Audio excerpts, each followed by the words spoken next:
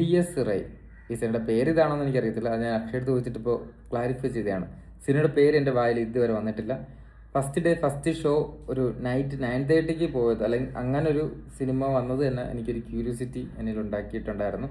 പിന്നെ പ്രേതപടം, ഭൂതകാലം, ബ്രഹ്മയുഗം. ഭൂതകാലം എനിക്ക് OTT റിലീസായിരുന്നെന്ന് തോന്നുന്നു. ഫോണിൽ കണ്ടപ്പോൾ തന്നെ നല്ലോണം പേടിച്ച് വിട്ടിട്ടുണ്ട്. അത് ബ്രഹ്മയുഗം ഞാൻ ഫസ്റ്റ് ഡേ തന്നെ പോയൊരു സിനിമയാണ്. സോ എന്നെ നല്ല രീതിക്ക് തന്നെ ഒരു എന്താ പറയുക, പുതിയ വിഷ്വൽ ട്രീറ്റ്, പിന്നെ ആദ്യം മുതൽ അവസാനം വരെ പിടിച്ചിരുത്തിയ ഒരു നമ്മുടെ സിനിമാ സങ്കല്പങ്ങളെയൊക്കെ മാറ്റിയ ഒരു സിനിമയായിരുന്നു ഈ പറഞ്ഞ ബ്രഹ്മയുഗം എന്ന് പറഞ്ഞ പടം. സോ അത് എന്നിലെ പ്രേക്ഷകന് ബ്രഹ്മയുഗം എന്നുള്ള പടം ഭയങ്കര രീതിക്ക് ഇഷ്ടപ്പെട്ടിട്ടു. സോ ആ ഡയറക്ടറിൻ്റെ പടവും അതേ കണക്ക് പ്രണവ് മോഹൻലാലിനെ എനിക്ക് ഭയങ്കര ഇഷ്ടമാണ്. അദ്ദേഹത്തിൻ്റെ പടവും വന്ന സമയത്ത് ഒരു 2-3 ഡേയ്സ് മുമ്പ് ഞാൻ നോക്കിയ സമയത്ത് ആ ദിവസം മാത്രമേ ഉള്ളൂ ആ 9:30. ഞാൻ വിചാരിച്ചു എന്താ ഇവർ ബാക്കിയുള്ള ചാർട്ട് ചെയ്യാത്ത ആണോ മോർണിംഗ് ഷോസ് എന്ന് പറഞ്ഞിങ്ങനെ ഇരുന്നു. ആ ചാർട്ട് ചെയ്യാത്ത ആയിരുന്നില്ല അത്.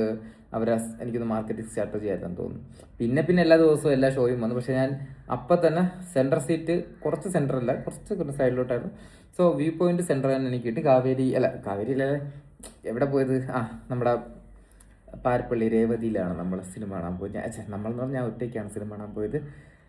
രാത്രി വീട്ടിൽ നിന്ന് വൈഫിനെ കൊച്ചുങ്ങളെയും വൈഫിൻ്റെ വീട്ടിൽ കൊണ്ടാക്കിയിട്ട് ഞാൻ നേരെ സിനിമ കാണാൻ പോയി.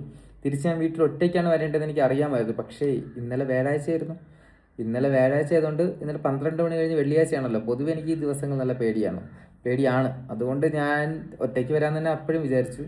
സിനിമ കാണാനായിട്ട് കയറി. സിനിമയിൽ എനിക്ക് അത്രയ്ക്ക് പറയാനായിട്ട് ഇടയ്ക്കിടയ്ക്ക് ഒന്ന് പേടിച്ചു. പിന്നെ പെട്ടെന്ന് നല്ല AC ഒക്കെ ആയതുകൊണ്ടും പെട്ടെന്ന് ഈ സിനിമ തീരണം, അല്ല എന്താവും എന്നുള്ള ക്യൂരിയോസിറ്റിയിൽ ഇങ്ങനെ ഇരുന്നു. അവസാനം ഒരു എന്താ പറയുക, ഒരു സംതൃപ്തി. പ്രേത സിനിമയിൽ സംതൃപ്തി നോക്കാൻ പാടില്ല, എങ്കിലും അത് കിട്ടിയെന്ന് ചോദിച്ചു കഴിഞ്ഞാൽ മൊത്തത്തിൽ നോക്കുവാണെങ്കിൽ ടെംപ്ലേറ്റ് എല്ലാം സൂപ്പറായിട്ടുണ്ട്. ഇടയ്ക്കിടയ്ക്ക് ആ സിനിമയ്ക്കകത്ത് പിടിച്ചിരുത്തി. ബട്ട് എന്തോ ഒരു മിസ്സിങ് കണക്കൊരു ഫീലുണ്ട്.